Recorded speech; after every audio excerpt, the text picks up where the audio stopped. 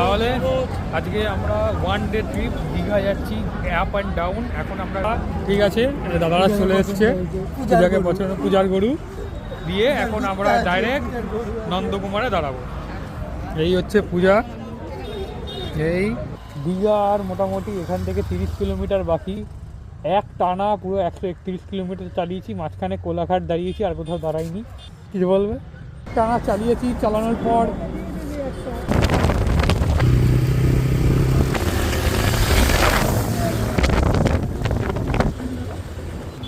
Ultimately আবার দীঘা পেতেছিলাম। পূজা তাহলে একদিনের ট্যুর, একদিন কলকাতা থেকে বাইক নিয়ে দীঘা, দীঘা সমুদ্রে চান করে আবার কলকাতা ব্যাক করতে হবে। এখন আমরা এখন পুরীতে।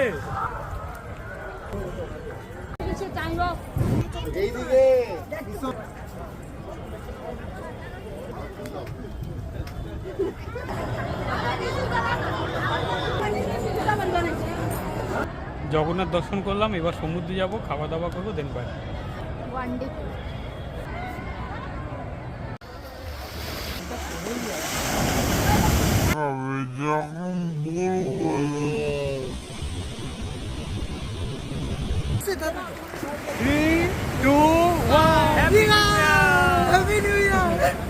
মোটামুটি আমাদের সবকিছু কমপ্লিট। এখন সবাই আমরা এখানে একটু রিল্যাক্স করি। এবার আমি একটু শোবো গাড়িতে, সুন্দর করে রিল্যাক্স করছে, গাড়ির উপরে সব সেট করে তারপরে আবার 3:30 স্টার্ট করবো।